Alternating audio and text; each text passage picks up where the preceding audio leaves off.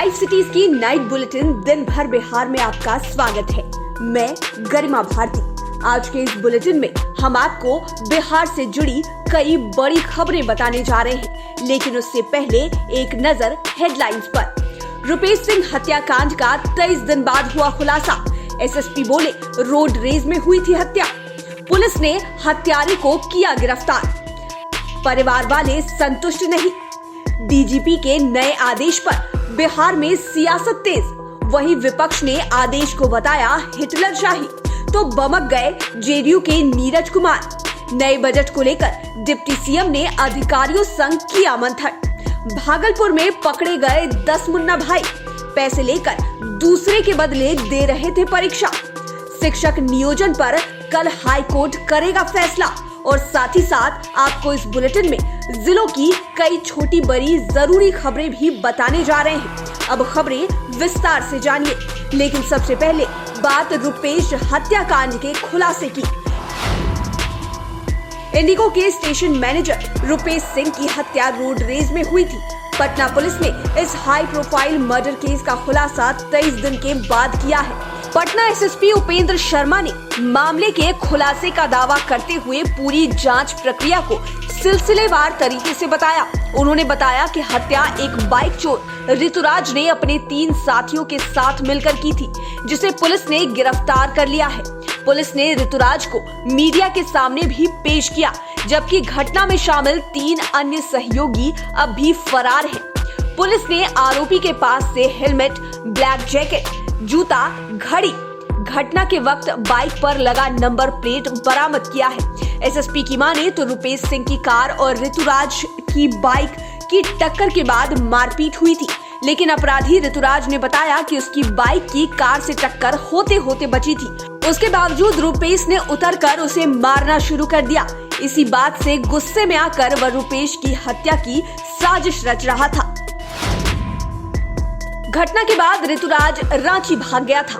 Police का कहना है कि ऋतुराज को जानकारी नहीं थी कि रुपेश इंडिगो के स्टेशन मैनेजर हैं। उनकी हत्या के बाद मीडिया में आए रिपोर्ट्स देखकर उसे इसका पता चला। अब उसे इस बात का एहसास भी हुआ कि उसके हाथों एक ऐसे व्यक्ति का कत्ल हो गया है, जिससे प्रदेश में हलचल मच गई है। इसके अगले ही दिन वह रांची भाग गया। रांची जाने के बाद वह लगातार रुपेश हत्याकांड से जुड़ी खबरों पर नजर बनाए रख रहा था। हालांकि जब उसे लगा कि घटना की हकीकत ठेके पट्टे और टेम्पो स्टैंड पर हुए विवाद जैसी बातों के आधार पर चल रही है, तो उसे विश्वास हो गया कि वह पकड़ा नहीं जाएगा। इसके बाद वह पटना लौट आया। रुपेश मर्डर केस में मुख्य आरोपी पकड़ा गया ऋतुराज पढ़ा लिखा है। उसने जयपुर से भूगोल में बीए ऑनर्स किया है।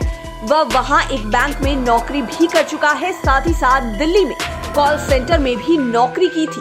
2016 में वह अपने घर लौट आया। पुलिस के मुताबिक पिछले 1-1.5 साल से वह बाइक चोरी की घटनाओं में लिप्त था। वह अक्सर अपने साथ एक हथियार भी रखता था।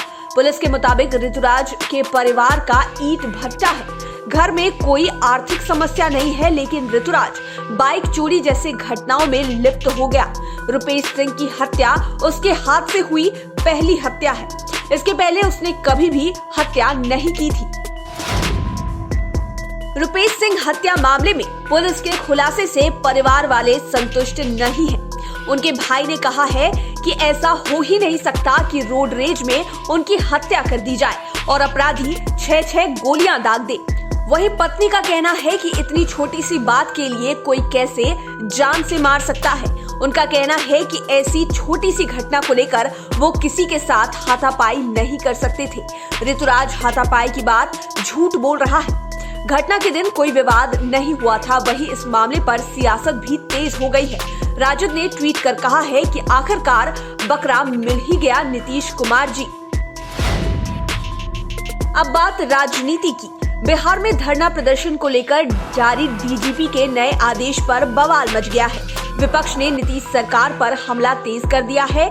नेता प्रतिपक्ष तेजस्वी यादव ने सीएम नीतीश कुमार पर निशाना साधते हुए इस आदेश को हिटलरशाही बता दिया है। उन्होंने ट्वीट कर कहा कि मुसोलिनी और हिटलर को चुनौती दे रहे नीतीश कुमार कहते हैं कि अगर किसी ने सत्ता व्यवस्था के विरुद्ध धरना प्रदर्शन कर अपने लोकतांत्रिक अधिकार का प्रयोग किया तो उसको नौकरी नहीं मिलेगी, मतलब नौकरी भी नहीं देंगे और विरोध भी प्रकट नहीं करने देंगे।